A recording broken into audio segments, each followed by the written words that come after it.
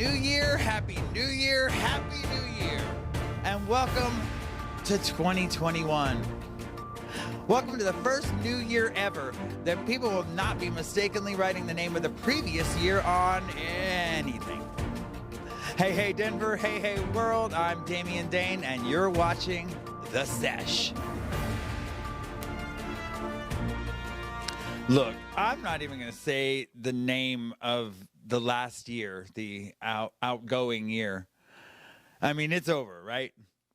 And you know how some people are telling you, all of the problems don't go away magically just because it's a new year. We still have to worry about COVID and McConnell and blah, blah, blah, blah, blah, blah. Okay, you don't have to stifle your excitement. It is perfectly okay for you to realize that part of you that was beaten to hell by the last year. And if you need to have some type of a ceremony to get through that, well, blessed be and burn some shit down. You deserve to feel free from the panic attack that last year caused. And make no mistake, you've most likely been in a clinical panic attack, and you are allowed to take your foot off of your neck, take a deep breath, be grateful that you can take a breath, and realize that you have the tools to handle 2021. And I'm not just talking about the vaccines, but you have the knowledge that wearing a mask and social distancing is the key to not getting the virus. You have the knowledge that perseverance and fighting spirit are strong within you, stronger than you may have thought. What you may not have is food. What you may not have is the confidence that you'll be okay. Earlier today, I had a conversation with Lisa Lebrun, and she really opened my eyes to just what it's like right now. And it's not just Lisa, it's so many people, so many mothers across the country experiencing food shortage and having to go to a food bank for the first time. Let's look at that conversation with Lisa. I'm here now with Lisa Lebrun, who is experiencing some of what a lot of people are experiencing, and it's having to go to a food bank because things are just really, really tough. Thank you for joining me today, Lisa. Thank you for having me. Absolutely. How are you today? I'm doing good. I'm hanging in there. And Happy New Year. Happy New Year to you too, and I hope it brings a whole lot more happiness than this past year has. We're not even saying the name of the past year anymore. We're normalizing not saying the name of that year. So let me ask you, when was your first time actually going to a food bank? In May of this year, it was during the second lockdown. And everybody was things were flying off the shelf. Things weren't getting stocked. Money was not coming in. And that's when we had to start. Right. And so obviously this year was your first time going. How did you find out, what to do? Did you have to do the research, or was it ready, Actually pretty lucky. My landlord, she worked in the healthcare field, and she did resources for people as well. And so since she had to get resources for herself, she took me with her and got me into knowing where the food bank and everything was at. Oh, that's nice. And that, I get to see a lot of people helping people right now. I mean, like starting my nonprofit and stuff, people are telling me what they're doing to help other people, and that's definitely heartening. So what's the process like? How does it make you feel to be there? The process isn't too hard, but being there, it doesn't feel good. It feels, especially when you see military handing out your goods and everything, and so many people in line, and you see Mercedes and Lexus, and you're like, whoa, it's not just me. Right. It's people that had lots of money that are struggling now too. And it doesn't make me feel as bad, but you still have that feeling of, oh my God, I can't provide. I can't do anything. I'm stuck. Right. And it's horrible. I mean, you're definitely not alone. I know. I hope you feel that, because I mean, have these lines, like I see the video of lines in Texas, just blocks and miles of just people waiting. And you're right, there it's Mercedes, it's Beamers, and the people inside, there's no way to people, there's no look of hunger right now. There's no look of being without. It looks like all of America right now. And what do you think people should know if people are watching that feel like they want to go to a food bank, or not want to, but need to?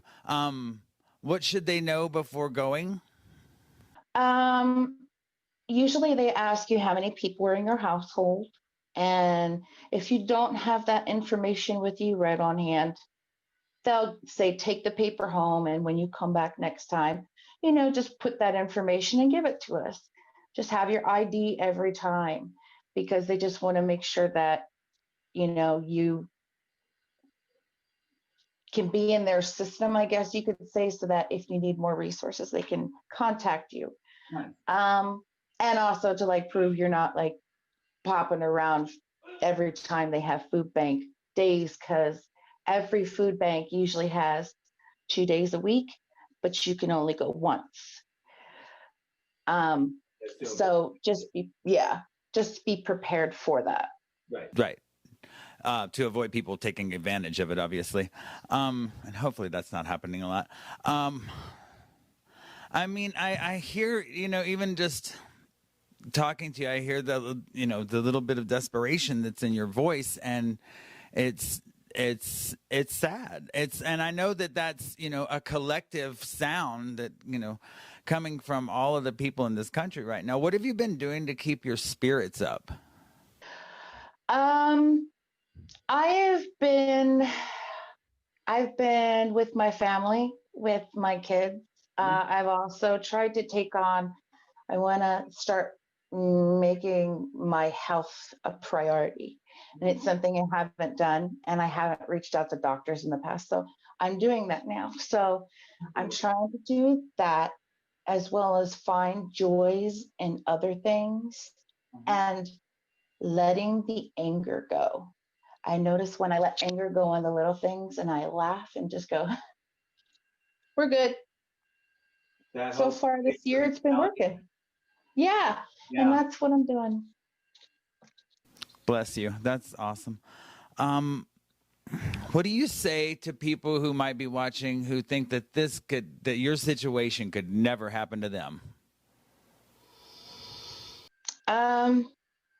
That's not true, because we're not guaranteed our jobs, and we're not guaranteed food, and we're not guaranteed shelter, which we should be. We should be guaranteed. Nobody should go hungry or without shelter, but it happens. Disasters happen. Fires happen. Earthquakes happen. Pandemic happened. And unfortunately, we've been left with a country that is crippled by no leadership. But if we had better, I think we wouldn't be in the position we are in. Not as bad, at least. But I do believe that if we stick together, if we really try to learn from these mistakes that we do and from our past, we can move forward from this. Let's hope that's true. I definitely do, and I hope the best for you and your family. I'm sending you the biggest hugs and kisses, nugs and kisses, and just like have the best New Year, and just let's eat something. Let's eat something bad tonight. Let's share with each other what we eat that's really bad, and then we'll concentrate on that physical health tomorrow. Mental health we'll take care of tonight, right? Exactly. You got it. Always. All right. Love you, babe. Love you, talk sweetie. to you soon. Thank you for joining us. Happy New Year. Happy New Year. I'm putting up the information right now for Feeding Denver's Hungry. Jim Sharper is a hell of a guy, a good old sober guy that I love with all my heart. Jim takes care of a lot of people. Jim and all of his volunteers take care of a lot of people in Denver. And it would be great if you could donate to Jim and Feeding Denver's Hungry to help them do the work that they do. Thank you for tuning in to the Sesh. I have an interview tomorrow with Asia Tony and Dominique Richardson, and I'm super excited about that. Those are the two of my favorite people in the world. But we're going to be talking about the reasoning behind why there were no charges filed in the Tamir Rice case. Very disturbing. So tune in so we can sesh about that too. And if you have anything you want to sesh about, let me know. If you want to come on the show to talk about something, let me know. If you want to debate about something, I'd be happy to do that too. All right. Thank you for tuning in to the Sesh, and we will see you next time. Remember, when we die, we only get to take our memories and the truth.